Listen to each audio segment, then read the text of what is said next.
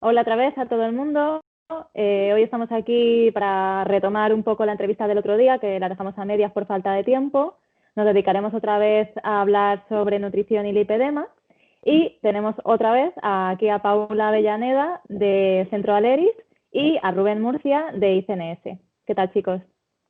Muy bien, gracias por Bien, volver a, gracias. a invitarme. A vosotros. Así que nada, vamos a intentar a ver si nos da tiempo a meter muchas más cosas. Es complicado porque algunas cosillas llevan un poquillo más de tiempo. A ver, tenemos aquí un mensaje de otra de las chicas. ¿Por qué se limitan los carbohidratos? Esto ya lo hemos dejado hecho, ¿vale? Pero pone, ¿es que inflaman? ¿Es que realmente alimentos inflamatorios? Esto está un poquito redactado un poco raro. A ver, bueno, da igual. Preguntan por las carnes rojas, ¿vale? Las Vale. carnes rojas sí son inflamatorias. Entonces, ¿nos podéis explicar por qué se dice que la carne roja es proinflamatoria? Y si hay alguna manera o estrategia de contrarrestar esto mientras estamos comiendo. Si quieres empezar tú, Rubén. Vale. A ver, en principio hay que tener cuidado con un par de cosas, ¿no? Es muy importante el cocinado de una carne, igual como no someter a alta temperatura a un hidrato de carbono. ¿Por qué? Porque se pueden producir compuestos que pueden ser inflamatorios, cancerígenos, que pueden modificar incluso nuestro ADN. Y esos compuestos, pues, por ejemplo, en la carne son las aminas heterocíclicas y los hidrocarburos aromáticos policíclicos, ¿vale? Son nombrajos, pero se producen cuando nosotros sometemos a altas temperaturas, sobre todo a las carnes. ¿Qué sería altas temperaturas? Pues unas temperaturas superiores de 150, 160 grados. Ya de por sí la carne, sobre todo la carne roja, es alta en hierro. El hierro es muy prooxidante, ¿vale? Es otro de los componentes que hacen a la carne, pues eso, un alimento potencialmente inflamatorio, que si se suma a, a estos compuestos que se producen por la alta temperatura, pues realmente pues, se hacen que la carne mal cocinada, carne a la barbacoa, carne al grill, de estas tiene un color casi negruzco, pues que no sea lo más recomendable de parte de la mayor parte de los nutricionistas. ¿Cómo se puede arreglar eso? Pues una de las maneras es que la carne no sea la principal fuente de energía y de alimentos de la comida. Y otra fuente es mezclarla con alimentos, pues sobre todo del mundo vegetal, que tengan polifenoles y que tengan otros compuestos que sean antioxidantes y antiinflamatorios. Paula. Nada, de acuerdo con lo que ha dicho Rubén. Para resumir, pues lo primero, la técnica de cocción, ¿no? Que mejor cuando vayamos a cocinar alguna carne que sea al horno, por ejemplo, en algún guiso. Y bueno, lo que comentaba Rubén de que el hierro es la parte de la carne que quizás sí que, bueno, más que nada es el exceso, ¿no? De hierro que lleva, que puede ser la parte proinflamatoria de la carne. Eso sería sobre todo en las carnes rojas, ¿vale? Por eso sí que hay esa diferencia entre carnes blancas y carnes rojas. Sería principalmente por el contenido en hierro.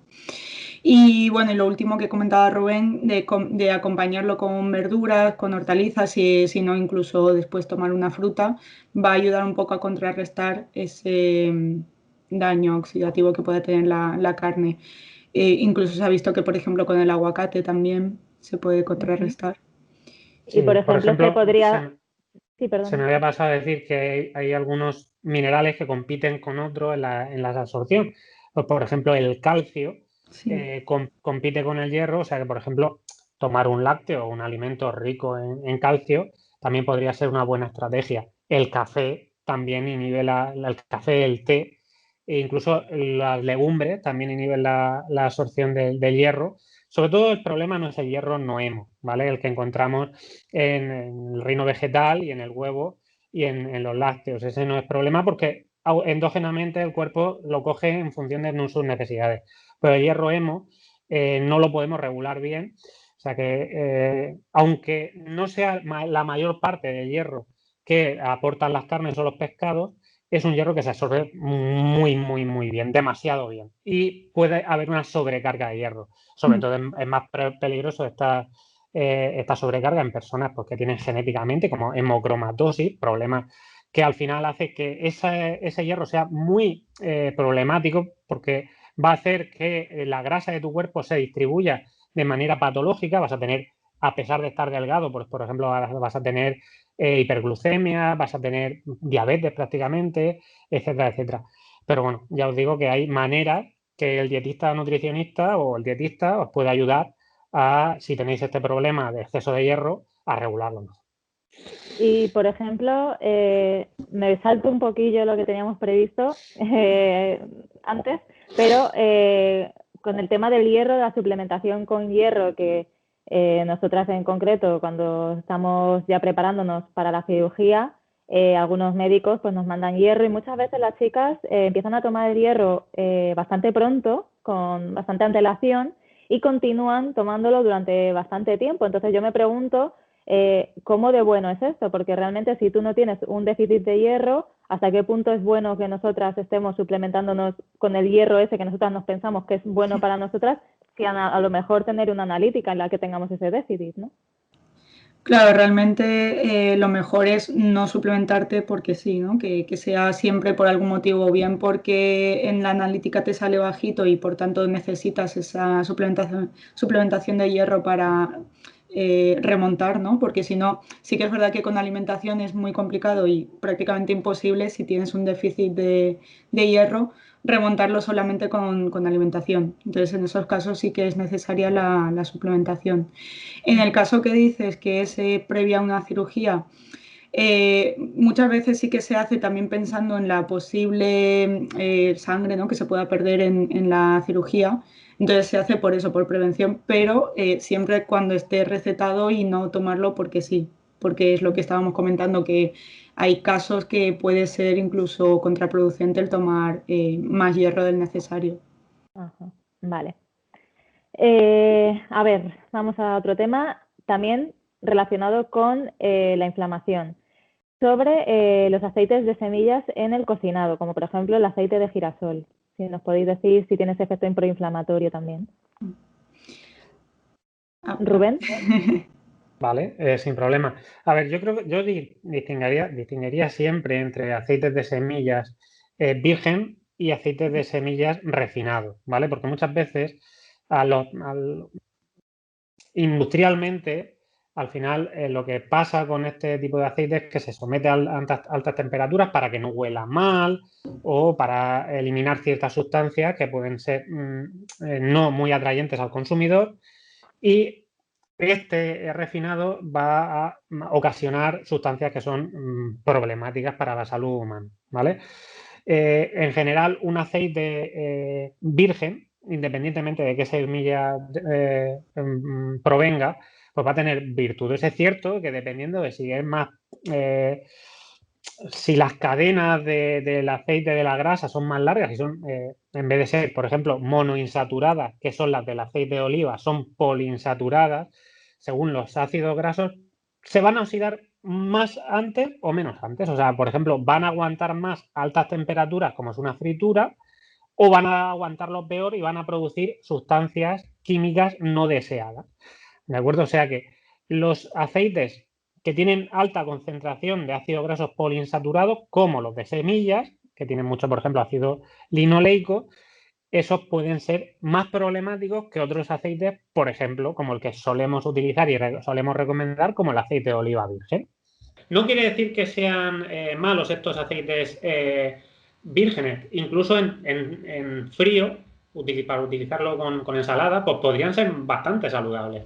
Vale, es cierto que son alimentos muy densos calóricamente, pero sí que pueden ser interesantes para la salud humana. El problema está con el refinado, ¿vale? O sea, que el refinado y el someterlo a altas temperaturas va a hacer que se produzcan compuestos potencialmente cancerígenos, oxidantes, compuestos potencialmente proinflamatorios que hacen que no sean recomendables para las personas. Sí, poniendo un ejemplo así muy claro, tanto que se habla del aceite de palma, ¿no? Por ejemplo, que es tan malo. si hablásemos del aceite de palma virgen, no es un mal aceite. El problema es que el aceite que nos llega aquí o los productos que suelen llevar aceite de palma llevan el aceite de palma refinado y no el virgen que comenta Rubén. Entonces, en ese caso sí que es algo perjudicial, pero porque primero, ¿qué tipo de alimentos son los que llevan ese tipo de aceite? Y segundo, que además es refinado y no es uno virgen.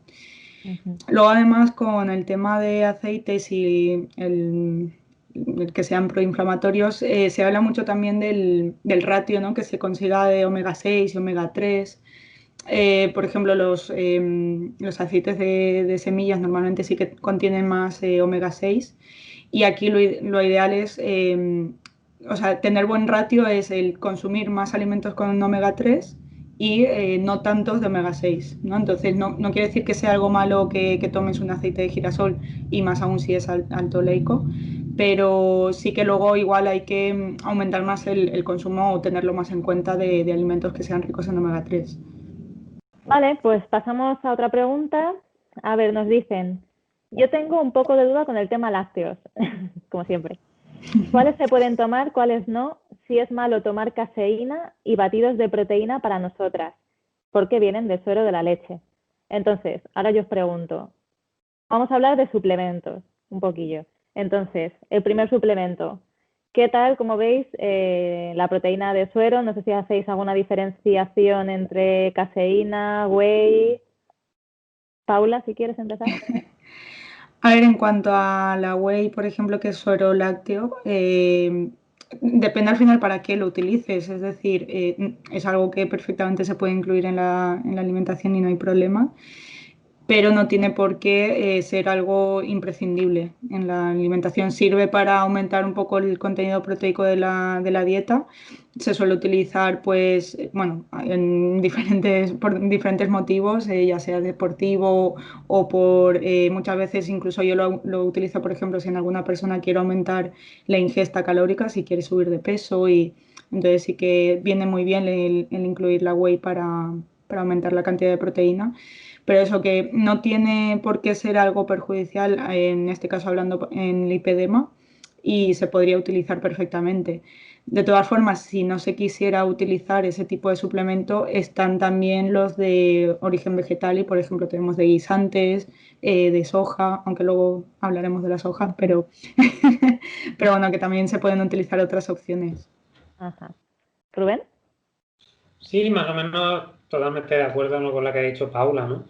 Es cierto que en algunas patologías de origen autoinmune, tanto la caseína como lo que es el suero de la leche, pues puede resultar en algunos pacientes pues inmunogénico y hay un fenómeno que se llama mimetismo molecular y quiere decir que algunos péptidos, si se parecen mucho a otros, incluso cuando el sistema inmune está totalmente que no controla nada, se puede atacar a sí mismo porque se cree que esos péptidos que tú tienes internamente y son propios a ti, pues pueden ser peligrosos. Y por eso hay enfermedades como la artritis reumatoide, ¿no?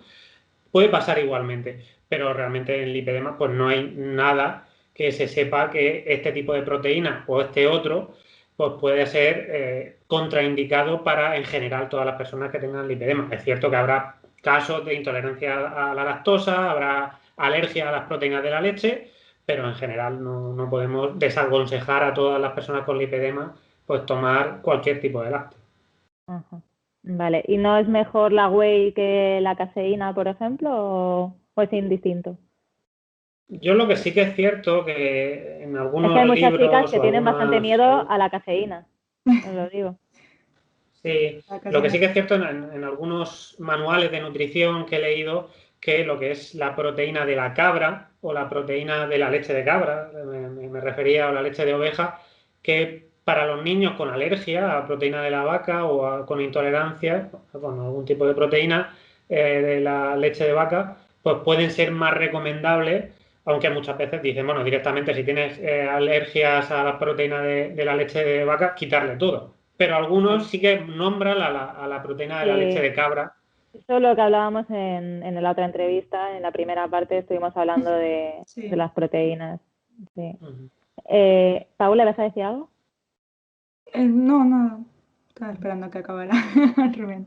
No sé, Rubén, Es a lo cierto mejor que lo que es, sobre todo la diferencia entre la proteína whey es la asimilación, que es más rápida, y la caseína tarda más en digerirse. Por eso, en el ámbito deportivo, la caseína se suele tomar por la noche y la síntesis proteica aumenta en mayor medida, y lo que es la proteína whey muchas veces se utiliza como postentreno. Ajá, vale, pues estupendo. Ahora vamos con la creatina. Yo personalmente tomo creatina, bueno, ahora mismo no porque se me ha acabado, pero normalmente empecé a tomarla en el postoperatorio para intentar que no perder demasiada masa muscular por el tema de no poder ir al gimnasio y todo esto. No sé vosotros cómo veis este suplemento. Paula. Claro, aquí hay que ver también cómo están las bases, ¿no? Es decir, si tú, por ejemplo, después de la operación lo que dices, no puedes ir al gimnasio y a lo mejor quieres contrarrestar un poco eso hasta que ya puedas volver a ir, ¿no? Hasta que ya puedas empezar a hacer ejercicio físico, me parece perfecto. Pero que no se vea como me tomo la creatinina y no hago deporte, total, es lo mismo. En ese caso no, porque además hablando ahora de bueno, tema antiinflamatorio y todo esto, pues el ejercicio físico es de lo que más ayuda bueno, que sea, o sea, a contrarrestar el problema antiinflamatorio. Entonces es importante realizarlo cuando se pueda o ir también poquito a poco. Entonces, como te digo, en esos casos se puede utilizar y bien, no es un mal suplemento, pero que no se vea como la panacea. Y decía lo de hay que ver las bases porque si eres una persona que entrena, que ya está tomando suficiente proteína con la alimentación, ya sea de origen animal, vegetal, igual no es necesario que tomes la creatinina. O sea, en algunos casos puede ser que te ayuden, pero en otros no es necesario. Y Lo que muchas sí, por veces es como ejemplo, que pensamos mucho en eso, en suplementos, en añadir o quitar, pero si no tenemos la base bien cubierta, no va a ayudar mucho o no va a ser tan beneficioso. lo que sí, por ejemplo, no está indicado para personas con problemas renales, ¿verdad? Eso por si acaso. Sí, sí, exacto. Mejor evitarlo. Sí, yo Rubén. simplemente quería comentar que, como todos los suplementos, bueno, en general la mayoría no funcionan, hay que decirlo, pero bueno, hay suplementos que la evidencia científica les avala más, pero eso no quiere decir que no haya respondedores y no respondedores. O sea, siempre va a haber un porcentaje de personas que, aunque en un estudio te diga que aumenta el riesgo relativo de tal en tanto por ciento, que respondan a ese suplemento y les funciona para su objetivo, que estén tomándolo, y otras personas que no van a responder. Ya te digo, muy a pesar de que el estudio te vaya a decir que mejora el 20%, pues yo qué sé, la tasa anabólica, ¿vale? Pues va a haber un porcentaje de personas que no le va a mejorar absolutamente nada. O sea que muchas veces el ser profesional el que tiene que evaluar si realmente ese suplemento le va a ir bien a su paciente y después tiene que controlar y hacer una evaluación progresiva y periódica de si le está yendo bien o no le está yendo bien. Vale. Bueno, en cuanto a otros suplementos, ya otro día a lo mejor indagaremos más en este tema, pero por lo menos que las chicas, si les podéis explicar un poquillo si la cúrcuma realmente tiene esas propiedades antiinflamatorias y cómo activarla, porque creo que es con pimienta, ¿verdad? Así que si nos podéis hablar un poco si hay evidencia de esto, Paula. Sí, la cúrcuma, a ver, sí que se puede utilizar como antiinflamatorio. Repito que, bueno, tampoco es algo que sea milagroso y por utilizar cúrcuma vayamos a tener un poder antiinflamatorio por sí solo, pero bueno, sí que puede ayudar. Entonces, podemos utilizarlo bien como especia, como decías, además con la pimienta cuando cocinamos, y si no, pues también vienen los suplementos. Solo que ahí, bueno, habría que ver también las cantidades que se pueden tomar. Incluso muchas veces, aparte del poder antiinflamatorio, puede ayudar incluso si hay alguna mujer que tenga, por ejemplo, problemas digestivos. Por ejemplo, cuando toman legumbres, hay algunas especias que ayudan también a su digestión. Esto no tiene nada que ver con lo que decías, No, pero es interesante. cúrcuma, comino, jengibre, por ejemplo, también ayuda a digerirlo mejor. Y bueno, el jengibre también puede, por otra parte, ayudar al tema antiinflamatorio. Y bueno, se puede utilizar para ambas cosas, ¿no? Cuando, como decía, se toman legumbres o si no incluso con verduras más flatulentas tipo brócoli, coliflor, con ello también. ¿Rubén? Sí, por ejemplo, infusiones de anís antiguamente eran también bastante utilizadas después de comer precisamente por eso, porque también creo que anteriormente se hacía una alimentación más plant-based diet, ¿no? Más basada en plantas, utilizando mucho más que utilizamos hoy día las legumbres. Y bueno, realmente pues para evitar ese tipo de efectos secundarios se utilizaban más estas especias. Con respecto Pero a la cúrcuma, sería una inflamación al mismo nivel, o sea, porque claro, yo la cúrcuma lo asocio más a una inflamación, pues a lo mejor de sistema, ¿no? Y lo no. otro... Una cosa son gases, una cosa Claro. son para evitar los gases y otra cosa es para reducir la inflamación sistémica, Eso es. ¿vale? Muchas veces, por ejemplo, la cúrcuma, dicen, bueno, es que se absorbe muy mal, ¿vale? La biodisponibilidad es baja y se absorbe muy mal. Y por eso se le adiciona lo de la pimienta, para que sea más biodisponible. Aún así, hay ciertas discrepancias dentro del ámbito científico. ¿Por qué? Porque muchos dicen que el poder también antiinflamatorio de este tipo de especias muchas veces es porque precisamente el cuerpo no las absorbe y llega al tracto digestivo, al colon. Y el colon, lo que es nuestra microbiota, le sirve como alimento. Y eso es lo que puede traducirse también en un componente antiinflamatorio. Ajá. Se me olvidó comentar que se aconseja dejar de tomar cúrcuma de cara a la operación y durante el posoperatorio mientras dure el tratamiento, ya que la cúrcuma inhibe tanto la absorción de hierro como la formación de plaquetas en sangre, aumentando el riesgo de sangrado mientras tomamos fármacos anticoagulantes como la heparina. Para que quede claro, lo que has dicho del anís es más para el tema de la inflamación abdominal, ¿no? A lo mejor. Sí, para evitar Las gases. digestiones. Vale, Sí, vale. mejorar Vale. las digestiones y gases. Vale, y ya que estamos, Rubén, el tema del colágeno también entre las chicas se discute bastante sobre esto, si realmente hay evidencia de que tenga efectos beneficiosos para nosotros, pues incluso a nivel de la piel, etcétera. No sé si nos puedes Sí, decir. a ver, lo que yo no quiero que la gente que vea esta entrevista se quede con, bueno, para lipedema estos suplementos sí, estos no, estos tal. Yo creo que solamente con una alimentación, pues eso, saludable es suficiente. O sea, para el 90-95% de las personas no vamos a necesitar suplementar. ¿Qué pasa? Que tradicionalmente se comía el animal, todas las partes del animal, incluidas pues, las partes pues, que tenían, imaginemos, ¿no? Incluso se hacían caldo de huesos, ¿vale? Eso tiene mucho colágeno, ¿vale? Se tomaban aminoácidos que hoy día no se toman. ¿Por qué? Porque simplemente vamos a comer el músculo, ¿de acuerdo? Y realmente, como no nos tomamos todas las partes del animal, esos suplementos de colágeno o hacer simplemente pues un caldo de huesos o tomar suplementos de esos aminoácidos específicos que aunque anteriormente la dieta era rico en ellos, nuestra dieta actual es pobre porque nos pasamos con lo que es el músculo, pues podría ser beneficioso para, pues, por ejemplo, para la piel. Sí que hay algunos metaanálisis que dicen que podría ser, que los resultados son ligeramente positivos o positivos, pero eso no quiere decir que sea la única estrategia de mejora de nuestra piel.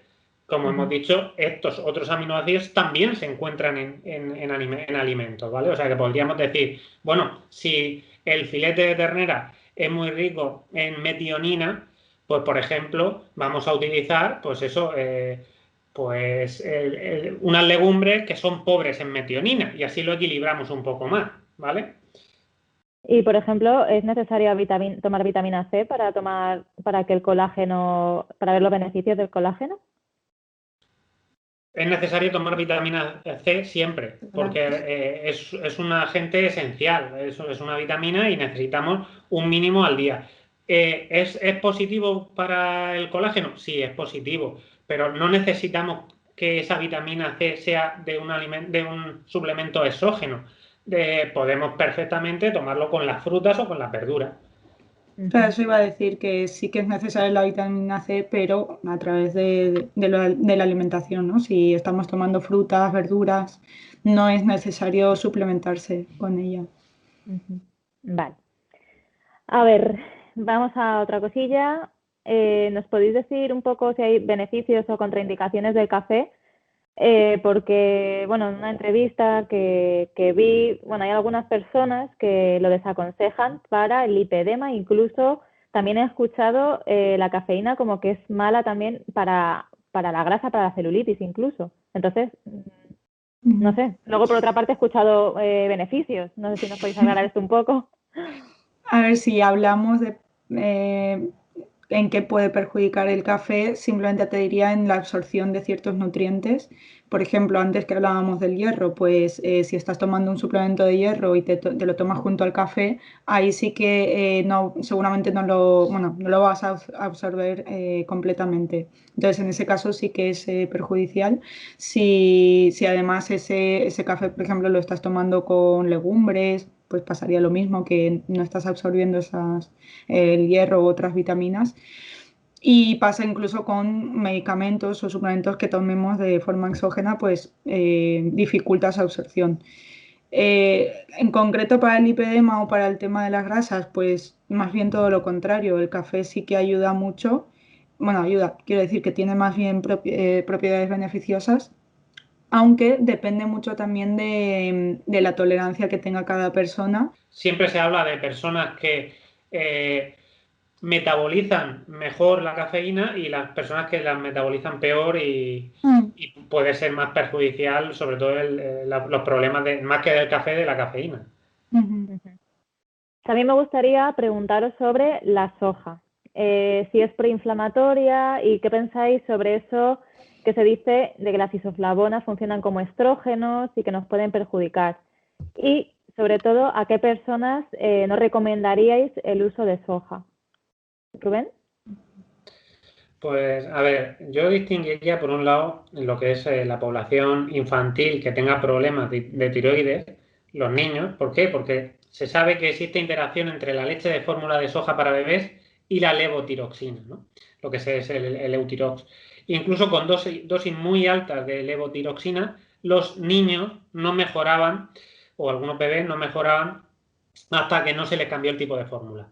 ¿Qué quiere decir esto? Que ya hay guías de práctica clínica que desaconsejan para estos niños, estos bebés, el uso de fórmulas a base de leche de soja o de proteína de soja, ¿vale? Sabemos que la soja inhibe la peroxidasa tiroidea, la TPO, y también reduce la absorción de yodo, ¿vale? Eso muchas veces, pues realmente, por ejemplo, cuando se está tomando, la población adulta se está tomando el Eutirox, lo único que se hace es, no estamos hablando de los bebés, que directamente se desaconseja, es decir, igual eso lo hace también el café y lo hacen muchos alimentos. Es decir, mira, no te tomes tu fármaco, tu droga o la pastilla juntamente con el suplemento de soja o con la soja o lo que sea, ¿vale? La soja es mala. La soja es una legumbre, simplemente es una legumbre que puede tener pues algunos pues, antinutrientes, igual como tienen el resto de legumbres, algunas sustancias que inhiben la absorción de otras, pero en general las legumbres tienen beneficios para la salud, ¿vale? Para la mayor parte de personas las legumbres sean positivas, tienen proteínas, la soja tiene una proteína de alta disponibilidad, alto valor biológico, o sea que tomar de vez en cuando soja no le va a hacer daño a la mayor parte de las personas. ¿Que tienes hipotiroidismo?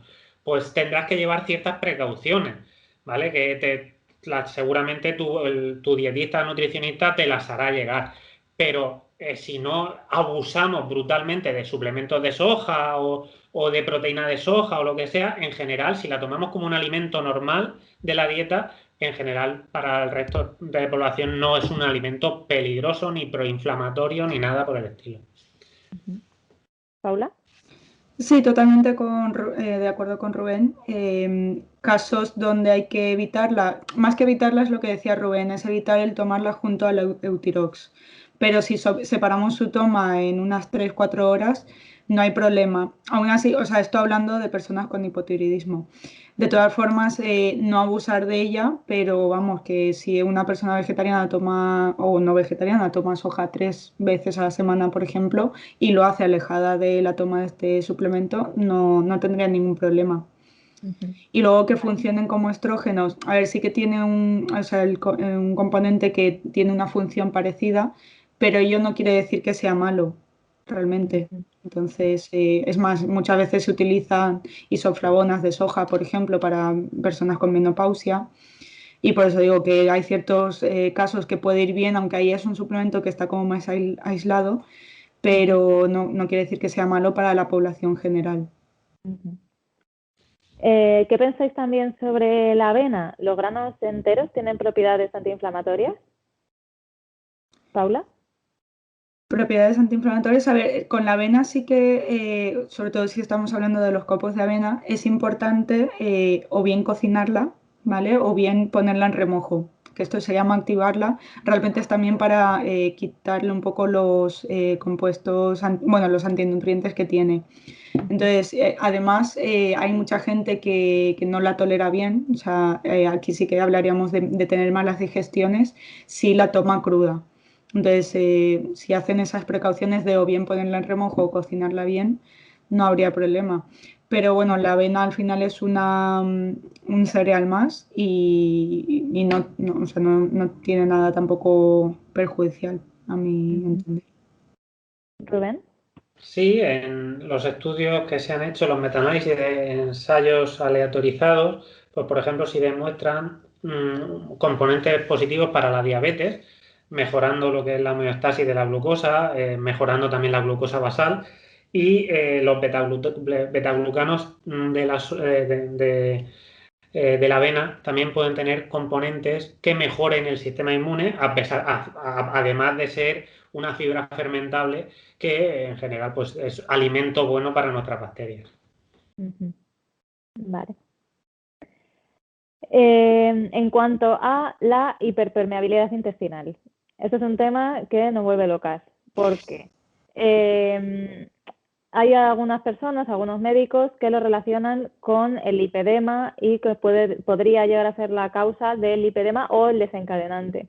Entonces, me gustaría saber si conocéis alguna relación entre la hiperpermeabilidad intestinal y enfermedades autoinmunes, por ejemplo, y si nos podéis decir, pues eso, cómo se diagnostica, si se puede curar. Rubén. A ver, en principio sí que hay relación. No quiere decir que todo el mundo que tenga una enfermedad autoinmune tenga hiperpermeabilidad intestinal, ¿vale? O sea que sí que es cierto que pues, en la mayor parte de enfermedades autoinmunes cursan con hiperpermeabilidad intestinal, ¿vale? ¿Qué ha sido antes? ¿La enfermedad ha sido la enfermedad causa de la hiperpermeabilidad? ¿Es la hiperpermeabilidad causa de esa enfermedad? ¿Y por qué esa autoinmune sí y esas otras no? O sea, que hay muchas preguntas que pueden surgir de este hecho. Realmente no se sabe bien. O sea, que realmente sí que se sabe, pues mira, que hay hiperpermeabilidad en muchas enfermedades autoinmunes y esa hiperpermeabilidad perjudica ciertos pues, marcadores como los marcadores inflamatorios. ¿Por qué? Porque traspasan o pasan a la sangre algunas sustancias que nuestro sistema inmune las detecta como peligrosas. Activa el sistema inmune y se produce una reacción inflamatoria. ¿Vale? Eso al final, crónicamente, es un peligro. Es un peligro y resulta en perjuicio para la salud. Ya os digo que en general ni para el lipedema, ni que yo sepa para ninguna enfermedad de tipo autoinmune, se sabe que la hiperpermeabilidad intestinal es la única causa de esa enfermedad. Normalmente este tipo de enfermedades suelen también ser multifactoriales y el componente genético suele ser muy importante. De todas maneras, lo que quiero decir, y lo más importante para las chicas, es decir, uno de los componentes importantes para la hiperpermeabilidad es la propia dieta. ¿Vale? Una cosa es mi genética, que yo puedo tener una enfermedad autoinmune y puedo tener cierta hiperpermeabilidad intestinal, pero otra cosa es ¿cómo puedo yo modificar esa hiperpermeabilidad con mi dieta, con mis decisiones alimentarias? Y eso está claro que se puede hacer, es un hecho. O sea que mejorando la alimentación incluso puedes tener un 90% menos, o pues se puede reducir en un 90% la permeabilidad intestinal. ¿Por qué? Porque gran parte de esa hiperpermeabilidad es por alimentos pues altos en azúcares, altos en grasas de mala calidad, hiperprocesados, comida hiperpalatable, hipercalórica. Y ya os digo, ¿se puede mejorar en este campo exclusivamente con la nutrición? Se puede. De hecho, me parece, no sé si tengo entendido, que hay personas que tienen hiperpermeabilidad intestinal y ni siquiera desarrollan ningún síntoma de ningún tipo de enfermedad ni nada. Entonces, pues supongo que dependerá de la persona, ¿no? Paula, ¿nos puedes decir algo? Nada, bueno, Rubén lo ha descrito muy bien. Y cuando antes hablaba depende también la base que tenga una persona, me refería a eso, que muchas veces estamos muy pendientes de qué suplemento puede ir bien para contrarrestar pues, una posible hiperpermeabilidad intestinal o qué alimento. Pero si no corregimos lo que decía Rubén de evitar ciertos productos ultraprocesados o evitar azúcares libres, harinas refinadas, poco vamos a poder hacer porque, bueno, lo principal es eso, lo que hace que evite que lo tengamos. La relación de la hiperpermeabilidad intestinal con el lipedema no está clara. Realmente sí que es verdad que muchas chicas igual tienen problemas intestinales entonces, o gastrointestinales, entonces muchas veces se relacionan. Pero bueno, yo cada vez veo más estos problemas en población general. Tengas un lipedema, se está viendo mucho que seguramente, bueno, es multifactorial, como decía Rubén, y viene por muchos motivos. Pero uno de ellos puede ser también la alimentación que estamos teniendo pues de hace unos años aquí. Y bueno, y no solo eso, sino otro factor también muy importante es el estrés. El estrés con el que vivimos también no ayuda mucho a nuestro intestino, entonces eso hace que se pueda perjudicar. Claro, es que muchas veces incluso se dice también, ¿no? Es que en el lipedema también se dan valores muy bajos de vitamina D, ya en el resto de la población también, ¿sabes? Realmente. En cuanto al diagnóstico, bueno, decir que se diagnostica, es verdad que hay algunos médicos que no tienen en cuenta esto, pero se diagnostica con el test de lactulosa manitol a través de la orina. Y me gustaría saber si realmente se puede curar o corregir, o a lo mejor hay que ir a ver la causa de la hiperpermeabilidad intestinal, imagino, porque si tú puedes revertirlo, pero luego esa causa no has indagado sobre ella y va a volver a darse, tampoco tiene mucho sentido, no sé. Sí, realmente es lo que te iba a agregar, lo del test de lactulosa manitol. Y ya os digo que realmente como es también la causa de la hiperpermeabilidad intestinal, se puede ver, como ha dicho Paula, por ejemplo, a estrés, a dormir mal, etcétera. Realmente, si yo mejor estoy de vacaciones y lógicamente pues puedo dormir más, estoy más tranquilo, ya no tengo tantas disputas con mis familiares, etcétera, etcétera. Pues después si vuelvo a trabajar y vuelvo a pelearme con el jefe y a pelearme con los compañeros, a dormir poco, a dormir mal, pues lógicamente volverá a esos problemas. O sea que muchas veces hay que ir a la causa del problema. Si ya hemos dicho que puede ser, y es muy importante en la hiperpermeabilidad intestinal, lo que es el componente alimentario, pues si hago una alimentación bastante mala, pues cambiemos la alimentación y por lo menos un factor lo habremos resuelto. ¿Nos podríais explicar o contar si hay alguna estrategia para controlar la resistencia a la insulina? Y lo primero, Rubén, a ver si nos puedes explicar brevemente, muy brevemente, qué sería la resistencia a la insulina para aquellos que no lo sepan. Sí, pues realmente hay personas que, por ejemplo, son delgaditas, que son muy activas y son muy sensibles a la insulina. ¿Qué quiere decir? Que el cuerpo no necesita segregar, el páncreas no necesita segregar mucha insulina para que haga su trabajo, el trabajo de administrar a que esos nutrientes que están en la sangre pues puedan ser distribuidos a todas las células del cuerpo. ¿Qué pasa? Cuando el cuerpo tiene un aporte crónico de nutrientes, un exceso de nutrientes crónicos, al final la célula se resiste, no quiere más nutrientes porque eso es perjudicial para ella. No quiere y el cuerpo necesita más insulina más insulina para que la célula, aún resistiéndose, pueda coger eso, porque resulta tener esos valores de glucosa en sangre resultan muy perjudiciales para el organismo, ¿vale? Y por eso también, como es malo tanto nutriente, tanta grasa, tanto triglicéridos y tanta glucosa para la célula, no quiere estar en ese ambiente y se resiste ligeramente. Es positivo, quiere alargar su supervivencia la célula, pero al final pues hay una resistencia que puede ser el origen de enfermedades. Y Paula, ¿nos cuentas si hay alguna estrategia para evitar esto? Sí, a ver, una de las principales cosas que podemos hacer para mejorar la resistencia a la insulina es sobre todo realizar ejercicio de fuerza, ¿vale? Es lo que nos ayuda a contrarrestarlo. Luego, en caso de tener sobrepeso, obesidad, la propia pérdida de peso también ayuda mucho a contrarrestarla o a disminuirla. Y en cuanto a alimentación, pues lo que estábamos hablando antes de evitar productos, sobre todo en este caso serían que tengan azúcares libres, ¿vale? Y bueno, que sean productos ultraprocesados. Incluso, bueno, hay algunas estrategias que podrían ir mejor. O sea, no es que, digo podría porque no es que sirvan para todo el mundo, pero sí que se ve que en ciertas personas lo mejoran, que serían, por ejemplo, hacer dietas bajas en hidratos de carbono o cetogénicas, o incluso ayunos intermitentes en algunas personas, pues también puede ayudarles. Ajá. Hay algunas, me parece que también se suele tomar metformina, ¿puede ser? Sí, metformina yo tampoco le indicaría como, o sea, se suele utilizar más para pacientes con diabetes tipo 2 o tipo 1. En esos casos sí, pero si no, también por los efectos secundarios que puede tener a largo plazo, mejor no. Mejor estrategias un poco más naturales, ¿verdad? Sí. Hombre, yo creo que de todas maneras la metformina es de los medicamentos más seguros. Se viene utilizando desde, no sé si de los años 50, incluso se está investigando ahora como estrategia para alargar la vida.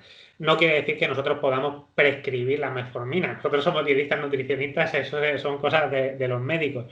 Pero sí parece tener buenos resultados para, por ejemplo, no es como el resto de estimulantes del páncreas, que lo que hacen los antidiabéticos orales, que lo que hacen es directamente darle una señal para el páncreas que produzca más insulina. Este funciona de una manera diferente y lo que le dice es que al hígado es que no lance tanta glucosa a la sangre y que deje de fabricar también glucosa internamente. Vale. Os quería preguntar también, ¿cómo es posible que haya personas que coman muy poco y no consigan perder peso? ¿Existe eso que que algunos llaman tumba metabólica? ¿Paula? Sí, existe, es decir, suele ocurrir a personas que quizás llevan a dieta mucho tiempo, dieta hipocalórica y además muy restrictiva, un largo periodo de tiempo, ¿no? Entonces sí que puede pasar que tengan lo que se dice el metabolismo un poquito más lento y por tanto necesiten activarlo un poco. ¿Cómo hacerlo? Pues bueno, lo mismo, también hay algunas estrategias, lo que queremos es que el cuerpo empiece a metabolizar más.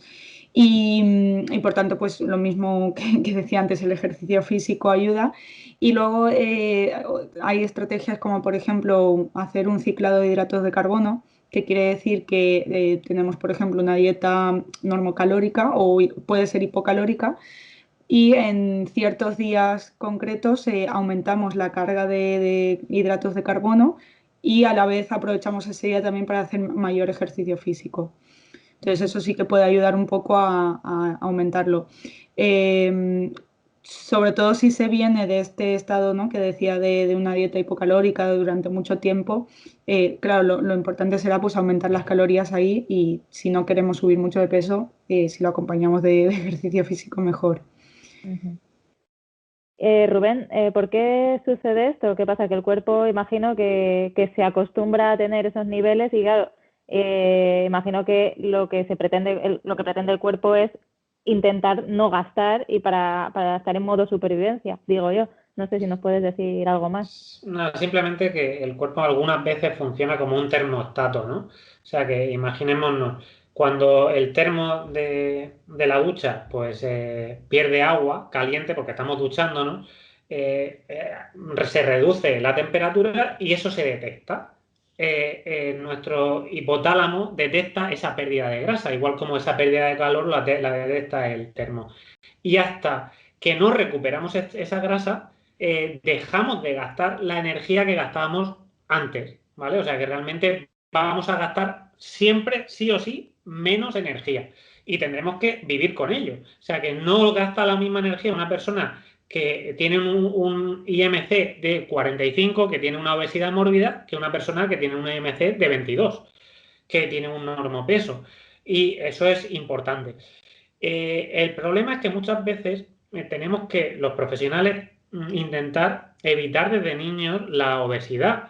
¿Por qué? Porque hay cambios metabólicos que son difíciles de... Es prácticamente como una enfermedad. No estamos diciendo que sea una enfermedad irreversible o lo que sea, pero que el cuerpo se va a defender cuando se le va a quitar esa grasa, ¿vale? Y el cuerpo va a querer recuperar esa grasa y es una lucha. Y lo mejor contra la obesidad es prevenirla y hacer políticas de prevención desde niños. ¿Por qué? Porque una vez que tienes la obesidad, es cierto que, pues eso, como ha dicho Paula, con los consejos que ha dicho Paula, se puede hacer mucho, o sea que teniendo como base el ejercicio físico, una alimentación pues basada en productos de, pues eso, altamente nutricionalmente con mucho valor, yo qué sé, real food y cosas de estas, ¿no? Yo creo que es importante, son alimentos muy saciantes que te van a aportar polifenoles que también te ayudan con la grasa, ¿no? A evitar la lipogénesis, etcétera, etcétera. Pero lo mejor es no tener que hacer uso de ese termostato y que el termostato no esté nunca súper alto porque será una mala señal. A algunas chicas también les preocupa el índice glucémico y el efecto que pueda tener en los adipocitos. ¿Nos podéis contar algo sobre esto? Si es importante comer alimentos con bajo índice glucémico, Rubén, por ejemplo. A ver, es cierto que hay alguna dieta, como la dieta RAW, y bueno, realmente, por ejemplo, para la gente que tenía... La dieta, perdón, la dieta RAT. RAT. Sí. Para la gente que tiene síndrome de ovario poliquístico, se ha utilizado ya desde hace muchísimos años la dieta baja en índice glucémico, incluso para las personas, las mujeres con diabetes gestacional. Eso lleva muchísimos años investigándose y realmente está claro que la mayor parte de alimentos que en la dieta normal aportan un alto índice glucémico suelen ser alimentos ultraprocesados, ¿vale? ¿Quiere decir eso que los alimentos whole food o real food que tienen alto índice glucémico, como la sandía o la zanahoria, sean perjudiciales para la salud? ¿O la patata hervida, por ejemplo? Para mí no, o sea que realmente no hay prueba ninguna sobre ello. De hecho, son alimentos súper saciantes que aportan muchos nutrientes al cuerpo y que pueden ser beneficiosos. Además de ello, cuando nosotros comemos, no solo comemos la zanahoria en una sopa de zanahoria, seguramente le pongamos un poco de queso, le pongamos aceite, tomemos una ensalada, tomemos un segundo plato de pescado, carne, huevos, una tortilla y luego un postre como una fruta, y eso al final el índice glucémico lo va a modificar en su totalidad. O sea que aunque yo tome un alimento que sea alto en índice glucémico, como lo voy a mezclar con muchos más, luego al final el índice glucémico va a ser totalmente diferente. O sea que no hay pruebas suficientes para que nos digan que un alimento es bueno o es malo en función del índice glucémico. Y luego además está, bueno, la diferencia que hay entre índice glucémico y carga glucémica. En carga glucémica, además de, o sea, se tiene en cuenta también la cantidad, ¿no?, de alimento que solemos ingerir. No es lo mismo un plato de legumbres, por ejemplo, que nos comemos pues bastante cantidad de legumbres, a, no lo sé, por ejemplo, frutos secos, aunque bueno, realmente no es comparable su índice glucémico, pero quiere decir que la cantidad que vayamos a comer, que es un puñadito y que va a ser menos cantidad, ¿no? Y luego además, como decía Rubén, hay incluso técnicas culinarias que hacen que se modifique mucho el índice glucémico de un alimento, como por ejemplo en el caso de pastas, arroces, si lo dejamos un poquito al dente, va a reducir su índice glucémico. No es lo mismo una pasta que esté muy hecha, muy blandita.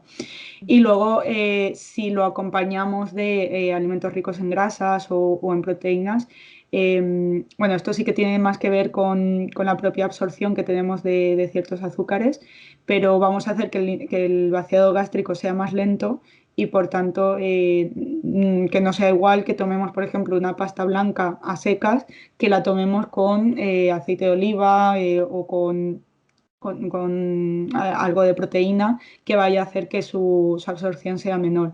Luego la fibra, ¿no? También, como decía Rubén, si lo acompañas con una ensalada o si esa pasta luego además es integral, cambia mucho. Entonces no me fijaría solo en si tiene índice glucémico alto o bajo, sino más en la calidad de esos alimentos y que no sean ultraprocesados sobre todo. Pero es, Rubén, cierto eso que impacta en el adipocito, que se llena el adipocito. A ver, hay una teoría que dice que prácticamente la obesidad se debe exclusivamente a la insulina, ¿vale? O sea que realmente estos alimentos con alto índice glucémico desencadenan una reacción en nuestro páncreas liberando insulina, y lo que hace la insulina es recoger pues esa glucosa y esos ácidos grasos que hay en el torrente sanguíneo y que la célula pues se nutra. En general, si no paramos de sobrenutrir a nuestro organismo, lógicamente la sangre va a estar llena de grasas y de azúcares y el adipocito se llenará. Y el adipocito normalmente puede hacer dos cosas: o llenarse, aumenta su tamaño muchísimo, y cuando se llena muchísimo su tamaño empieza a movilizar macrófagos y empiezan el sistema inmune a segregar citoquinas y se crea un ambiente proinflamatorio. Pero eso es debido a ese déficit, de ese sedentarismo, junto con un exceso energético crónico.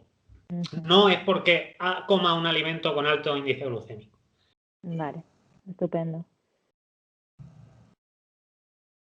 Aquí preguntan, romper el ayuno con frutos secos, fruta y yogur de coco, por ejemplo, ¿no es recomendable? Porque mucha gente que hace ayuno sé que lo rompe en la comida propiamente dicha, con grasas, proteínas, etcétera, pero a mí me cuadra más no saltarme el desayuno y cenar pronto. Eso parece un popurrí de muchas cosas, ¿no? La pregunta esta. Entonces yo os pregunto, ¿influye la hora en la que ingerimos la comida? Es decir, ¿son iguales 600 calorías por la mañana que 600 calorías por la noche?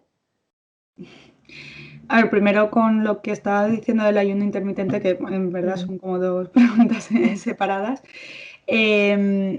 Yo lo haría adaptándome también a cómo lo vea yo más cómodo. Es decir, si tú calculas las horas que quieras hacer el ayuno, según si es de 12 horas, 16, 18, si lo calculas y ves que si cenas muy pronto y desayunas tarde, llegas a esas horas, pues se puede hacer perfectamente. Y luego la siguiente ingesta después del ayuno, ¿con qué lo rompemos? Yo sí que suelo recomendar que sea algo rico en proteínas, más que nada por la propia saciedad que va a tener la persona, pero que puede ser con cualquier alimento realmente y no habría problema. Y luego lo de la pregunta si son lo mismo 600 calorías por la mañana, por la tarde, por la noche, la respuesta fácil sería sí, o sea, realmente importa el total, ¿no? De lo que ingerimos, pero sí que puede haber pequeñas variaciones y sobre todo dependiendo de si es una persona, o sea, se han visto diferencias de si son personas matutinas o son nocturnas. Pero bueno, esa pregunta, como digo, la respuesta fácil es decir que sí que es lo mismo, se la dejo a Rubén.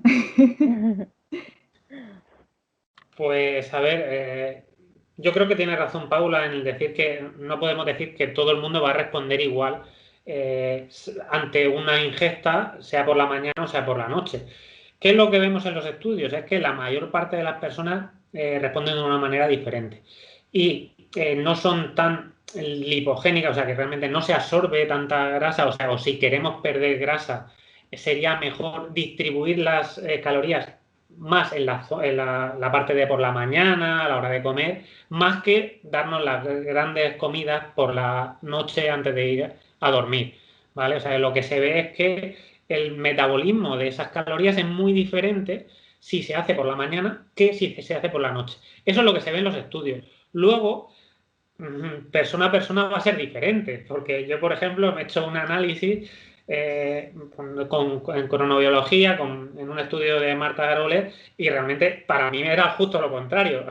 Que yo soy anormal, entre comillas, en eso sí, ¿vale? O sea que en general las personas toleran mejor, por ejemplo, la glucosa por la mañana y por la noche hay más resistencia a la insulina. O sea que eso es el ciclo normal de la insulina. Pero no podemos decir que todo el mundo sea igual, ¿vale? Pero sí parece, yo como norma general recomendaría que la gente comiera por el día y no se diera grandes comidas copiosas ni muy ricas en hidratos de carbono cerca de la hora de irse a dormir. De hecho, la termogénesis me parece que no funciona igual por la noche e incluso creo que la melatonina, ¿no? Incluso también puede afectar también Se inhibe a la oxidación de la síntesis grasa. de melatonina. Si hacemos, por ejemplo, ejercicio físico por la noche o si comemos mucho por la noche. Vale. Otra pregunta de las chicas. Pues mi eterna duda es con los frutos secos, si se deben activar o no. Si las almendras hay que comerlas sin piel o si es malo tostarlos. A ver, con los frutos secos pasa un poco como antes que hablaba de la avena. Para contrarrestar estos antinutrientes que tiene, podemos hacer también o bien ponerlos en remojo, si están crudos sobre todo, o bien tostarlos. Entonces, lo primero que preguntas si tostar las almendras es malo. No, o sea, incluso es mejor, ¿no? Sí que es verdad que al tostarlos, pues vamos a absorber más los nutrientes que tiene y la grasa, entonces muchas veces si estamos hablando de pérdida de peso, quizás es mejor que sea crudo porque vamos a absorber menos sus calorías y también nos sacian más cuando están crudos, pero de forma general, pues mejor, yo sí que recomendaría que sean tostados y bueno, y con piel también porque al final ahí tenemos un poquito más de fibra. Entonces no sé si Rubén quiere añadir algo más. Sí, en general, que yo sepa, yo lo he leído también esto hace muchos años, donde se encuentra la mayor parte de antioxidantes por ejemplo, de las almendras en su piel. Seguramente también es donde haya más antinutrientes, ¿vale? Eso seguramente.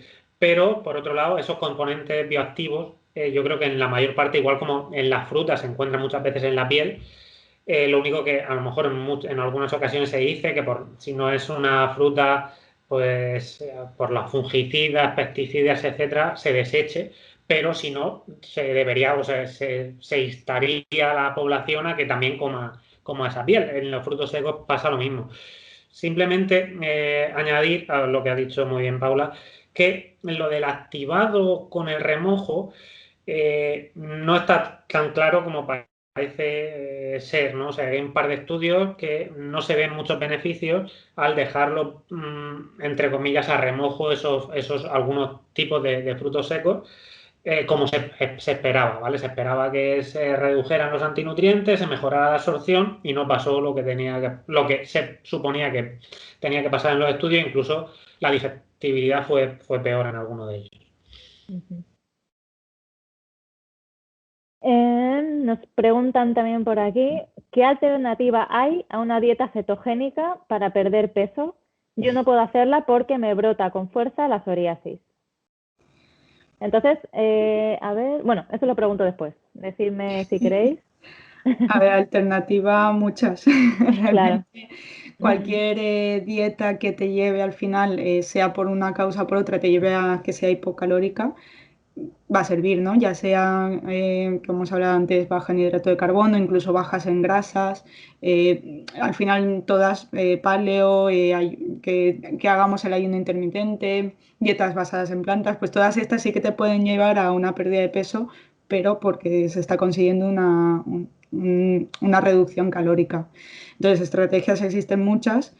Además, la dieta cetogénica pues se puede hacer y está bien, pero que tampoco es para todo el mundo y si tú lo pruebas y ves que no te va bien, pues se hace otra estrategia diferente, no es algo imprescindible. Rubén, ¿nos dices algo más sobre la psoriasis y eso? ¿Ya que estamos? Se acaba de publicar un estudio, precisamente me parece interesante ver y que vosotras chicas veáis cómo todo el mundo reacciona de una manera diferente, porque el estudio que se acaba de publicar es de dieta cetogénica contra la psoriasis. O sea que de los pocos estudios que hay con dieta es exclusivamente ese que es de dieta cetogénica y los resultados son bastante buenos. O sea que hay mucha gente que a la dieta le produce estrés y el estrés es muy importante para las reacciones autoinmunes. Si yo no estoy acostumbrado a comer de una manera y esa manera de comer nueva me produce ansiedad, lo mejor es no seguir con esa dieta, pero lo que se está viendo, porque también es cierto que la dieta cetogénica, pues entre otras cosas, produce cuerpos cetónicos. Algunos de esos cuerpos cetónicos, como el beta-hidroxibutirato, pueden tener un componente antiinflamatorio. Y eso puede venir bien pues, para enfermedades pues, como la que estamos comentando. Por eso quizás en el estudio sale bastante bien parada. No quiere decir que eso vaya bien a todo el mundo, desde luego. ¿Hay una estrategia solo para perder peso? Para nada. De hecho, lo bueno es que los dietistas nutricionistas cada vez más tenemos más recursos para eso. Pero yo creo que una cosa muy básica que tenemos que tener en cuenta tanto las chicas como los profesionales es que el deporte la actividad física tiene que ser un sine qua non de la pérdida de peso. Tiene que estar siempre ahí porque no solo va a ayudarnos a perder peso, sino que lo más importante va a ayudarnos a no recuperar ese peso perdido. Y luego además, algo importante también de que una dieta funcione o no, o que vaya bien o no a una persona, es la adherencia que tenga esa dieta. Entonces es la diferencia también que podemos ver que en personas ciertas dietas las lleven muy bien y las puedan llevar a largo plazo, pero esa misma dieta a otra persona pues igual no le va tan bien, ¿no? Y tienen que probar, como decía Rubén, la suerte es que tenemos muchas estrategias para ir probando y si vemos que a una persona no le funciona, cambiar a otra. Porque bueno, la adherencia al final lo que hace es que sigas esa dieta no durante un corto periodo de tiempo, sino que lo puedas llevar ya a largo plazo o incluso muchas veces sí que viene bien ir cambiando de estrategias por el tema también que comentábamos antes de la toma metabólica y tal. Incluso va bien que no siempre sigamos el mismo patrón alimentario para activarlo un poco. Y aparte de la ceto que se ha visto en ese estudio, ¿sabéis de alguna otra dieta en concreto que normalmente dé buenos resultados con la psoriasis o podría ser cualquiera? A ver, bueno, habla. Yo sinceramente no conozco ningún estudio de otra dieta, ¿vale? A ver, aparentemente la dieta mediterránea es una dieta que está bastante aconsejada en varias patologías de tipo autoinmune por su componente en fitoquímicos, ¿vale? Pero en general siempre plantas salvajes, muchas especias, es una plant-based diet. Yo creo que podría ir bien. Y una buena paleo también podría ir bien, ¿vale? Pero bueno, que seguramente yo que sé, una dieta nórdica también puede, con frutos rojos y toda esta historia también puede ir muy bien. Yo digo un poco lo que conozco. Pero como estudios, como que esté probado, yo desconozco, sinceramente. Vale. Sí, al ser una enfermedad autoinmune, pues puede ser, como dice Rubén, puede ser que vaya bien el quitar gluten, el lácteos y por eso en el caso de la paleo, pues podría ir bien. Pero bueno, al final también es probar y a ver si a esa persona en concreto le beneficia. También os quería decir, es verdad que hay muchas chicas que se preocupan cuando dejan la ceto, ¿no? Y entonces ven en la báscula varios kilos de más. Muchas veces les decimos que también pues es el líquido, ¿no? Que el músculo se vuelve a cargar y eso. Entonces, no sé si nos podéis explicar un poco qué es lo que sucede cuando volvemos a tomar hidratos de carbono y si habría que introducirlos poco a poco o cómo habría que hacerlo. ¿Paula? Bueno, realmente cuando dejan de hacer la dieta ceto suben de peso, casi por la misma razón que cuando la empiezan a hacer se baja mucho peso rápido. Y es lo que has dicho, ¿no? Por el líquido. Normalmente cuando dejas de tomar este hidrato de carbono, hay una menor absorción de los líquidos y las células pues pierden un poco más del agua. Entonces lo que más están perdiendo es agua. Luego sí que es verdad que bueno, habrá una pérdida de grasa y tal, pero en un principio se pierde mucha agua. Entonces en cuanto vuelves a tomar hidrato de carbono, recuperas ese peso a base de agua. Yo sí que recomendaría el ir poco a poco incorporando hidrato de carbono para que no notasen esto de manera muy repentina. Entonces, pasar, por ejemplo, de una ceto a una baja en hidrato de carbono y luego ya una dieta normal, pues se puede hacer y yo sí que lo recomiendo hacer así. ¿Rubén? Totalmente de acuerdo. En principio, unos 20 gramos todos los días más y siempre, a ver, se puede hacer también para que no haya tanto pico glucémico porque cuando estás haciendo un aceto desencadenas cierta resistencia a la insulina transitoria, no patológica.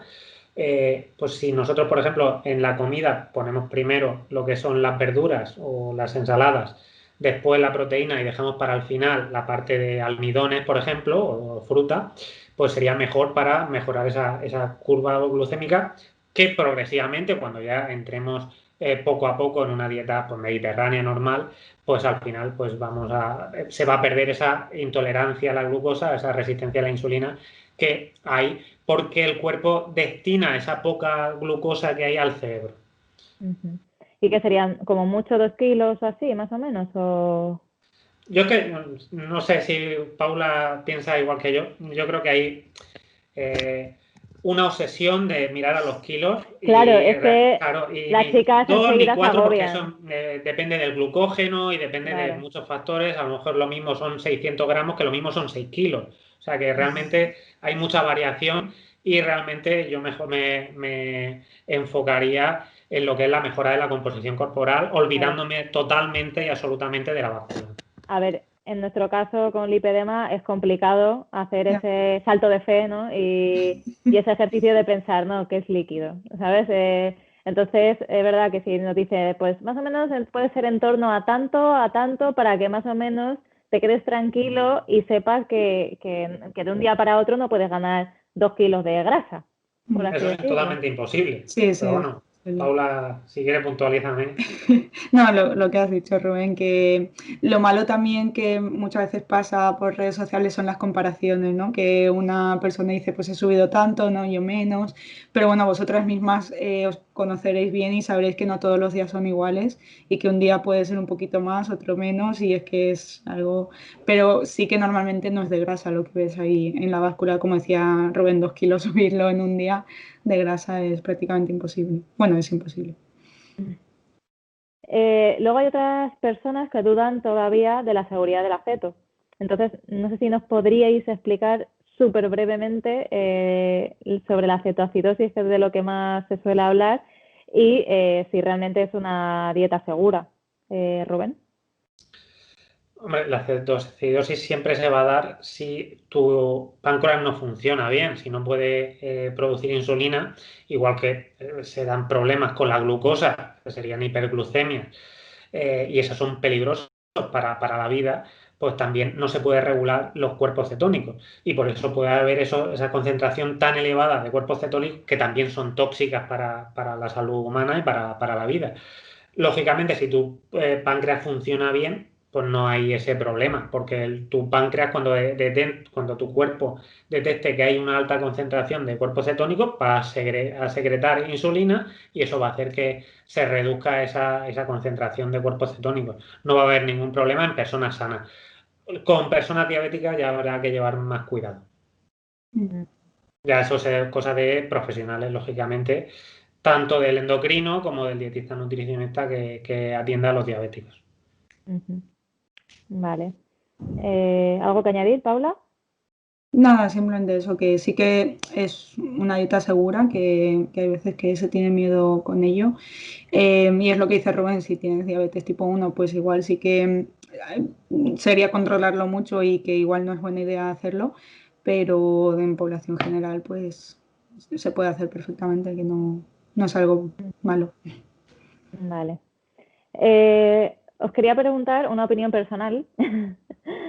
¿Vosotros creéis que podría ser el lipedema una enfermedad autoinmune? Paula, creo que ya que estás en la pantalla. Yo creo que, bueno, sí que puede haber cierto componente autoinmune. A ver, es algo que aún no hay muchos estudios, se está viendo y se está investigando un poco, pero sí que es como multifactorial y pueden ser por varias razones.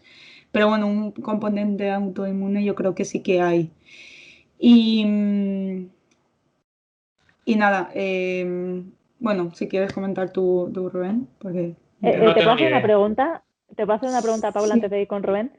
Antes dijiste que, por ejemplo, con las enfermedades autoinmunes, cuando estábamos hablando de la psoriasis, que se solían quitar el gluten y los lácteos. ¿Nos puedes explicar por qué? Pensando en el supuesto de que el lipedema fuera autoinmune o algo así, aunque es verdad que es un tema que ya le hemos hablado un montón, pero Sí. sobre todo por las chicas que han escuchado ahora este vídeo, si les queda alguna duda sobre eso. No, a ver, yo decía que en algunas personas en concreto sí que puede ser que con ciertas enfermedades autoinmunes pueda ir mejor, ¿vale? No quiere decir que sea para todo el mundo y como aún está la duda de que el lipedema pues pueda ser autoinmune o no, puede ser una buena estrategia a probar a ver y quitarlo y ver si se va mejor, pero bueno, no es algo que tampoco lo haría con todo el mundo. ¿Y por qué en algunas personas, por qué suele mejorar el quitar eso? El gluten es una proteína de muy difícil digestión. Parte de esa proteína no se digiere, puede pasar al torrente sanguíneo sin digerir, porque cuando pasan al torrente sanguíneo péptidos de más de 3 aminoácidos, no se asimilan directamente, sino que pueden causar una reacción autoinmune, ¿no? El cuerpo incluso los ve como un agente extraño y puede reaccionar ante ellos. Por eso también se dice, que tampoco está probado eso científicamente al 100%, que un pan de fermentación larga, de masa madre, realmente es menos inmunogénico que el pan, pues eso, que se hace con levadura industrial, pues en 2 o 3 horas. ¿Vale? Pero por eso puede ser, y en algunos estudios sí que se ha visto que hay menos reacciones a los péptidos o algunas proteínas tanto de los lácteos como del pan o del trigo. Y tú, Rubén, has dicho que no tenías ni idea, ¿no? Si Yo no pensabas me que... mojo ni tengo no te mojas de absolutamente ni nada. idea para nada. Pero vamos, para nada. Yo lo que te diría que yo para mí no es para nada, va a ser exclusivamente autoinmunitaria. Vamos, me pondría la mano en el fuego. ¿Que pueda tener algún componente autoinmune? Puede ser, pero vamos, no me mojo.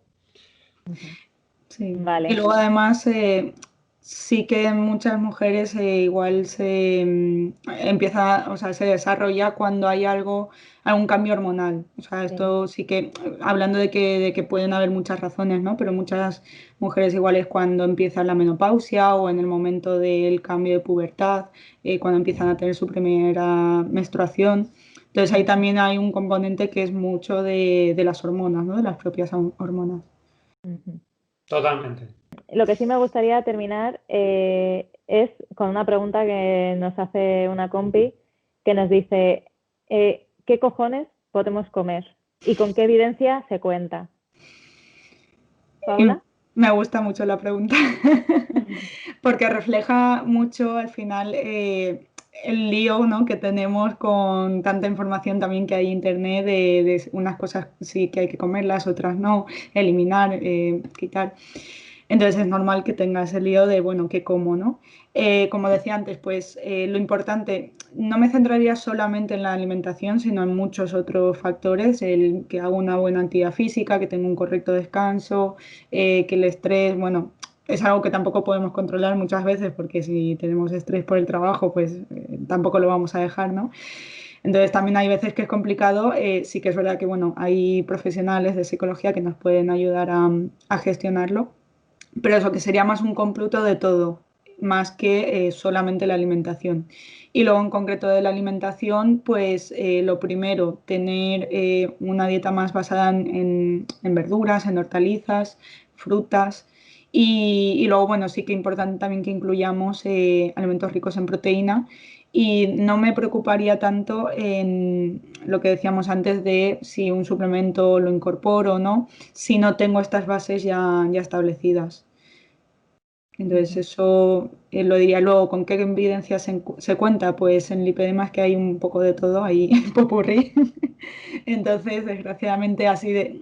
Bueno, y también es que en la alimentación es un poco complicado tener evidencias certeras de esto es lo que funciona y punto, y no hay más. Que nos diga eso pues tampoco es cierto. Como nos decíamos, hay muchas estrategias. Y bueno, ya veremos a ver si con el futuro va saliendo algo más de evidencia y se sabe algo más. ¿Rubén?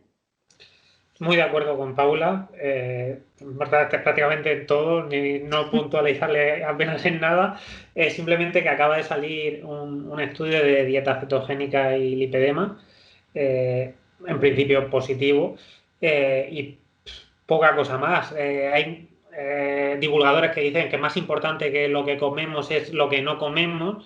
Yo creo que muchas veces nos fijamos excesivamente en la comida, pero Paula ha puntualizado que la comida es un ámbito de la salud más, pero hay muchos más que no son todo comida. Y para mí, igual como tenemos que centrarnos, o es importante centrarnos en lo que no comemos, para mí también los tiempos. O sea, aunque yo sepa que un alimento es muy saludable, comerlo constantemente todo el rato, al final va a hacer que ese alimento no sea tan positivo para la salud, ¿vale? O sea que, si digo, las almendras son buenas y las almendras no engordan, pues lógicamente, si yo me tomo todos los días 400, 500 gramos de almendras, estoy tomando mucha ingesta calórica, ¿vale? Y decir esos mensajes, aunque sean de divulgadores y aunque sean basados en estudios clínicos de intervención, pues realmente yo creo que no son sensatos, porque ya os digo, me parece que los plátanos son súper saludables, pero las manzanas son súper saludables, pero si me tomo todos los días 45 plátanos y 18 manzanas trituradas y puré de manzana, pues realmente dejan de ser tan saludables. Yo creo que también es importante periodos de autofagia que se dan con el ayuno, por ejemplo. Sí, con esto que dice Rubén, yo, por ejemplo, veo más peligroso los postres fit, hablando de postres, veo más peligroso estos postres que los no fit. ¿Por qué? Porque el postre fit al final, si utilizas, por ejemplo, dátil triturado para darle el dulzor en lugar de azúcar, pues al final es que estás triturando el dátil, le estás quitando parte de esa fibra que tiene y al final es casi lo mismo que el azúcar. Luego que si utilizas aguacate, por ejemplo, para darle textura y por eso estás dejando de utilizar otros aceites, pero igualmente es algo calórico y utilizas además chocolate puro, coco, vamos, todo que tiene muchas calorías y si encima te lo comes pensando que es fit y te comes 2 veces más de lo que te comerías sabiendo que es un bollo, por ejemplo, que no es saludable. Por ese motivo veo muchas veces que es más perjudicial por la creencia de puedo tomarlo más o más a menudo o incluso todos los días porque es saludable. Entonces sí que tener también eso en cuenta que muchas veces incluso si va a ser algo puntual es mejor que sea algo no saludable antes que hacerlo todo tan real. Hablando sobre eso, Paula, una puntualización nada más. Me acuerdo de un estudio que daban a los participantes Mars, no sé, eran pues Mars y M&M's o lo que sea, ¿no? Mars. Y por otro lado, daban a esos mismos participantes Mars, pero con light, que con un 30% menos de calorías. Y al final tomaba más calorías la gente que los tomaba light que la gente que los tomaba normal. O sea que incluso hasta eso, pues claro, con la creencia de que es saludable, puedo comer sin miedo a nada porque estoy tomando cosas sanas. Y yo creo que eso es irresponsable. Vale, chicos, pues muchísimas gracias otra vez. A mí me gustaría decirles a las chicas que, sobre todo, a ver, esto es simplemente para intentar ayudar a entender un poco las cosas, que tenemos todas muchas dudas, pero que cada persona es distinta, que no hay fórmulas iguales para todos y, sobre todo, que yo creo que es importante que nos observemos a nosotras mismas, que vayamos realizando pequeños cambios porque si hacemos muchos cambios a la vez, a veces no sabemos detectar qué es lo que mejor nos está sentando o peor. Y también que, bueno, a veces tendemos a sobreestimar un poco el ejercicio que hacemos y a subestimar también la ingesta calórica que hacemos también. Entonces, vamos a intentar pues, observarnos un poquito en todo y a ver si con eso nos podemos salir de alguna duda que tengamos. Y nada más, muchísimas gracias, chicos. Muchas gracias a vosotros. Adiós. Hasta luego.